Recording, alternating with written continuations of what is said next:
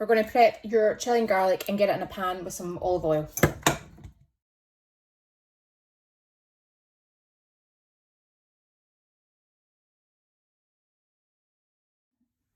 And if you're wanting to add bacon to this, not necessary, because you know you could just leave it as a seafood pasta, prawn pasta, but a wee bit of smoky bacon I think just adds a wee bit of spice to the life of the pasta dish.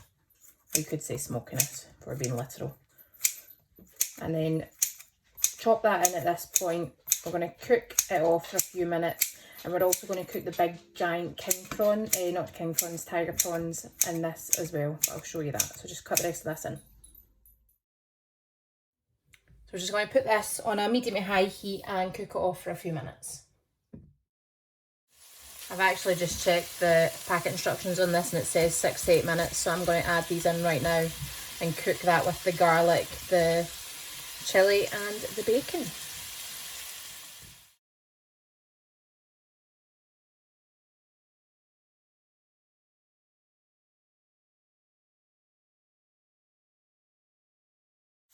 So after they've been cooking for probably about 4 minutes, I'm going to take the prawns out because we're going to add the smaller king prawns in at the end for about 3 or 4 minutes. So we'll finish these off at the same time. Look at them. At this point, add in your white wine and allow it to reduce. Now guys, while that's reduced, I'm going to talk to you, right?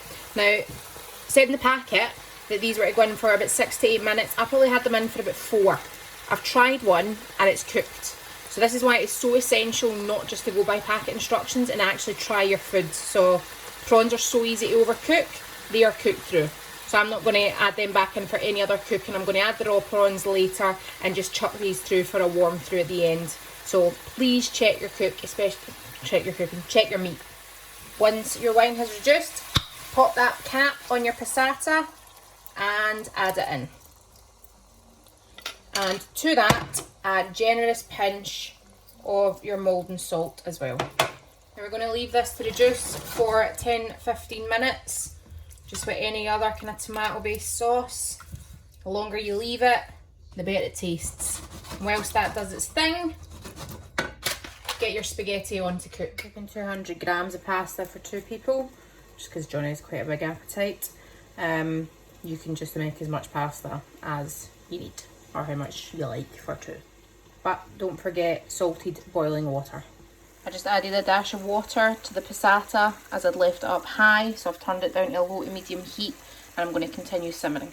I added another touch of water. You can see the liquid there. It's been reducing maybe about 8-9 minutes. I'm going to add the tablespoon of lemon juice and continue cooking. Still simmering, but I'm going to get a bunch of basil and just cut that into the sauce.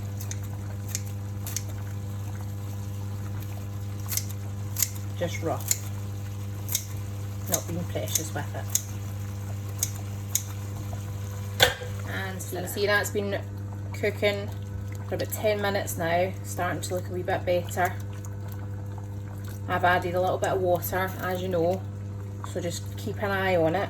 Don't just leave it cooking in the hob for 10 minutes unattended. I've learned that through experience.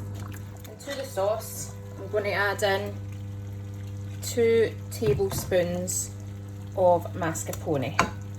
So I'm going to add 2 tablespoons and then mix it through. If you think you want it creamier looking, add some more.